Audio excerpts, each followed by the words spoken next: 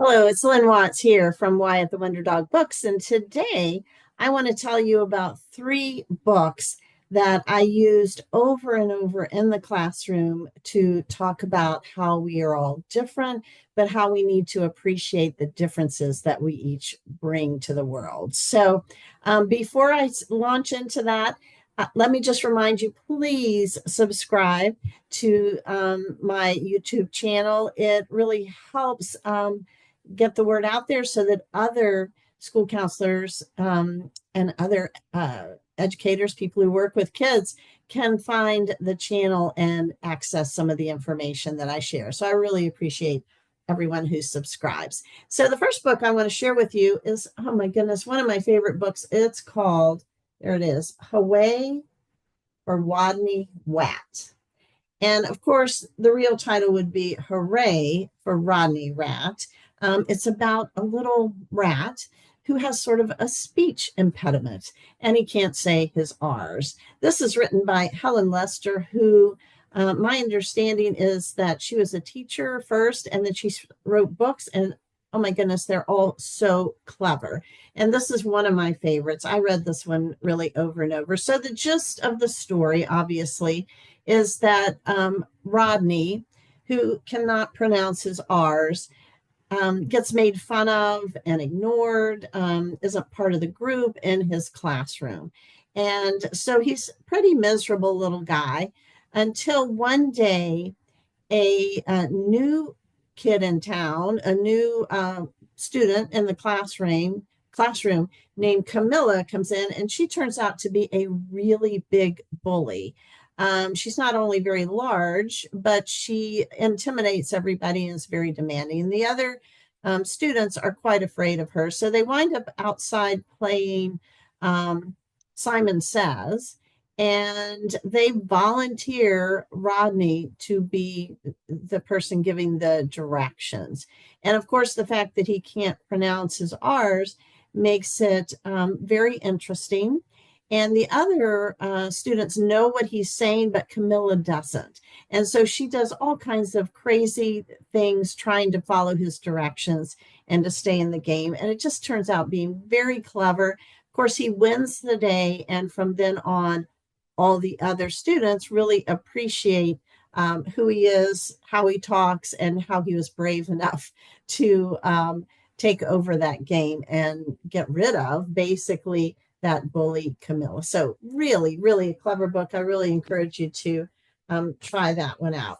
Another book that I like a lot and that I've recommended is Spaghetti on a Hot Dog Bun. This is written by Maria Gismondi, I think her name is. The subtitle here is Having the Courage to Be Who You Are. And again, the author here is a school counselor, or at least was when she wrote the book. The story is a little bit biographical, as I understand from the notes, because it's about a little girl who has a little different ethnic background. And so they eat kind of different food at home.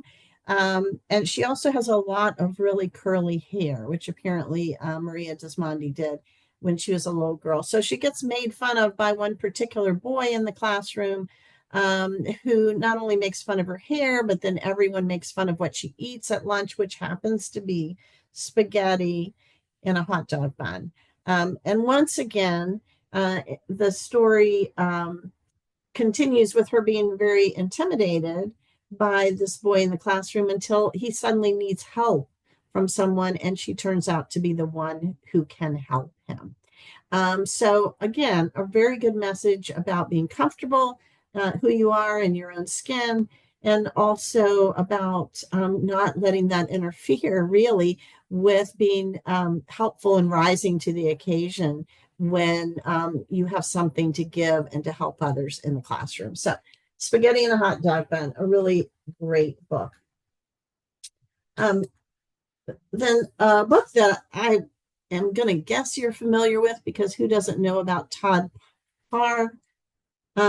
He's written lots and lots of books. I believe this was his very first one, though. And of course, he does all the illustrations, which are very bright, colorful. Kids love it. But this one's titled It's Okay to Be Different. And so each page just has some really kind of silly, crazy things. just with the statement, it's okay. For instance, here's one that says it's okay to come from a different planet. Okay. Here's one, it's okay to be embarrassed. And here's a little girl who has apparently gotten toilet paper stuck on the bottom of her shoe. That happened to a friend of mine once, and she was really embarrassed. So it's okay to come in last. Somebody finish a turtle finishing last. I can't see that one. But anyway, each one of them are very clever, colorful, and the way that I used this book, I read it over and over. I would read the book. We would talk about being different, how we're all different. We all have something special about us, even though we're different. And then I would have the class make their own It's Okay to Be Different book. So simply, depending on the age, you can have them write across the top, it's okay to be different, or it's okay to, and then fill in the blank, and then draw a picture. And then you can collect all those pages, put them together in a nice little book, deliver it to the classroom, and they have something that they can look at over and over again and can be a great reminder of the lesson that you just did.